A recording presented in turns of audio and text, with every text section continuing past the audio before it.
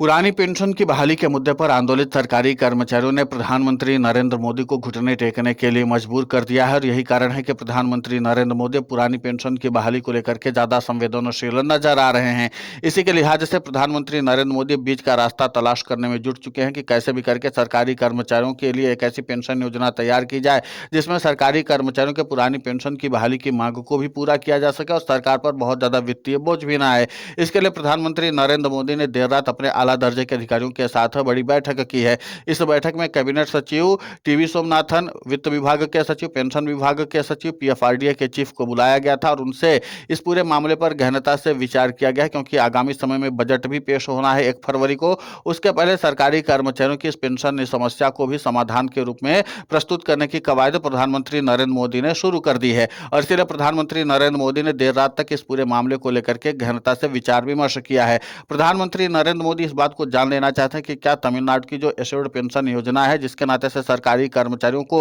OPS की तर्ज पर लाभ देने की बात कही जा रही है, क्या उसको लागू करके केंद्र की सरकार पुरानी पेंशन की बहाली की मांगों को पूरा कर सकती है और इसके नाते से क्या सरकार के ऊपर बहुत ज्यादा वित्तीय बोझ तो नहीं आएगा। जाहिर सी बात है कि इन तमाम आले दर्जे के अधिकारियों की तरफ से जब प्रधानमंत्री नरेंद्र मोदी ने इस तरीके के सवाल पूछे हैं तो उसका जवाब भी उसी तरीके से आया होगा। लेकिन अभी इस बात की आधिकारिक तौर पर जानकारी निकलकर सामने नहीं आई, लेकिन माना जा रहा है कि प्रधानमंत्री नरेंद्र मोदी अब टैक्स के प्रावधानों को लेकर के ज्यादा संवेदनशील हो चुके हैं और वो ओपीएस के मामले पर बीच का रास्ता निकालने में जुट चुके हैं। लेकिन इन सब के बीच में ये जान लेना बेहद जरूरी है कि क्या टैक्स के जो प्रावधान है उसके नाते से सरकारी कर्मचारियों के लिए जो बीच का रास्ता निकाला जाएगा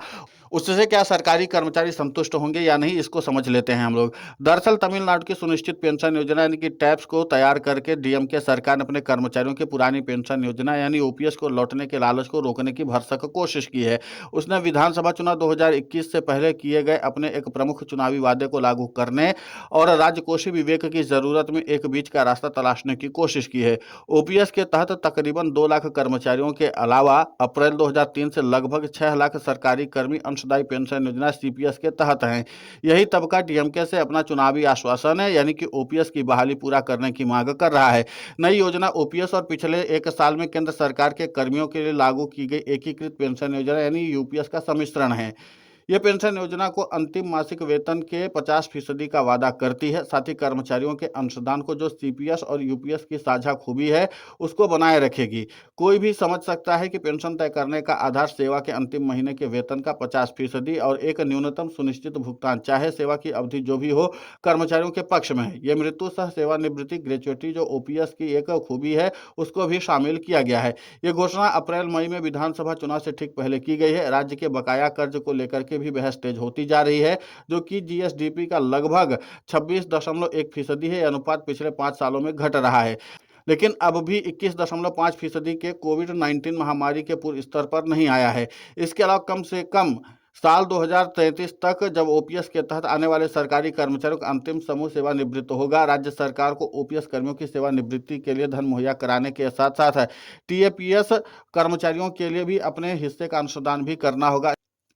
चालू वित्तीय वर्ष राज्य के अपने कर राजस्व जो कि तमिलनाडु की राजस्व प्राप्तियों का अमूमन लगभग 2/3 होता है उसमें वृद्धि दर के लिहाज से ज्यादा उत्साहजनक नहीं रहा। चालू वित्तीय वर्ष की पहली तिमाही अप्रैल सितंबर में एसओटीआर की वृद्धि दर पिछले साल की इस अवधि में हासिल प्राप्तियों से 3.94% अधिक रही जबकि अनुमान 22.6% का था। अपने वित्त पर जीएसटी पुनर्गठन सितंबर से लागू के संभावित प्रभाव को लेकर राज्य अच्छे की कामना कर रहा है। बिहार के सफल उदाहरण के बाद जहां सत्तारूढ़ निजाम ने चुनाव की पूर्व संध्या पर नकद लाभ बांटे और राज्य के वित्त प्रबंधकों के पास अब बहुत सीमित गुंजाइश बची है कि अपने राजनीतिक आकाओं की ओर से अधिक खर्च करने के किसी दबाव का प्रतिवाद कर पाए।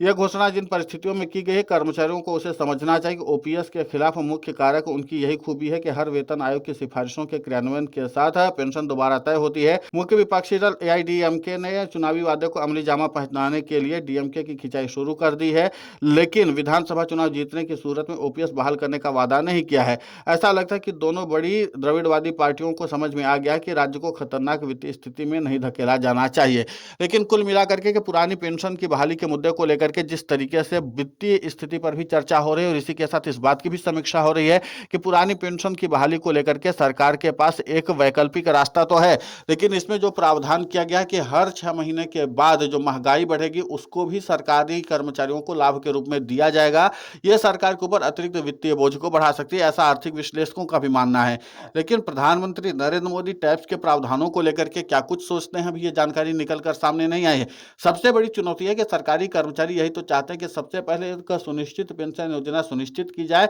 कि जिसके नाते से कोई सरकारी कर्मचारी का बहुत लंबा सेवा अवधि भी ना हो, लेकिन वो सम्मानजनक तरीके से पेंशन का हकदार हो कि उतनी राशि उसको मिलेगी ही मिलेगी, एक सम्मानजनक राशि। और इसी के साथ सरकारी कर्मचारियों को जो ये महंगाई की बात की जा रही है उसको भी अगर मिलना शुरू हो जाता है तो फिर जाहिर सी बात है कि सरकारी कर्मचारियों की लगभग सारी मांगे पूरी कर ली जाती है। इसके अलावा वीआरएस को लेकर के भी सरकारी कर्मचारियों में जो संशोधन की बात है वो लगभग पुरानी पेंशन की बहाली के मुद्दे पर आंदोलित सरकारी कर्मचारियों की मांगों को पूरा करता है। तो इन तमाम पहलुओं को लेकर के सरकारी कर्मचारियों में उत्साह देखने को मिल रहा है, लेकिन मुख्य चुनौती यह है कि चाहे वो राज्य की सरकार हो या केंद्र की सरकार हो, सबके पास वित्तीय संकट की बात निकलकर सामने आती है। और इसीलिए प्रधानमंत्री नरेंद्र मोदी इस पूरे मामले पर समीक्षा कर लेते हैं कि आगे चल करके 2033 तक में जब इस तरीके के कर्मचारी आगे रिटायर होंगे तो फिर प्रधानमंत्री नरेंद्र मोदी के साथ अन्य राज्यों के भी सरकारी कर्मचारियों को लेकर के भी एक असमंजस की स्थिति पैदा हो जाएगी कि आखिर उस समय वित्तीय बोझ जब बढ़ेगा तो उसको झेलने के लिए सरकारें क्या करेंगी। कुल मिलाकर के पुरानी पेंशन की बहाली के मुद्दे को लेकर के कई सारी चुनौतियां भी हैं और पेचीदगी भी है, लेकिन इन सब के बीच में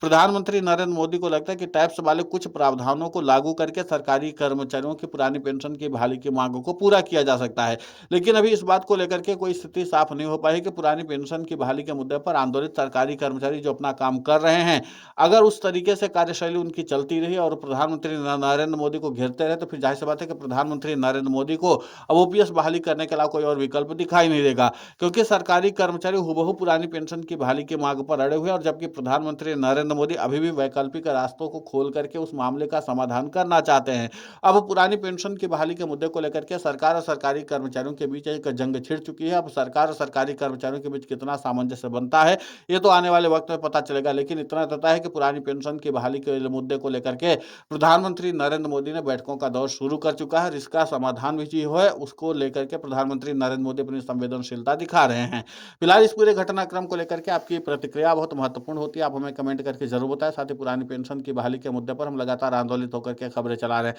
आप हमारे समर्थन के लिए चैनल को सब्सक्राइब करें, खबर को ज़्यादा से ज़्यादा शेयर करें ताकि पुरानी पेंशन की बहाली का मुद्दा और बुलंद हो।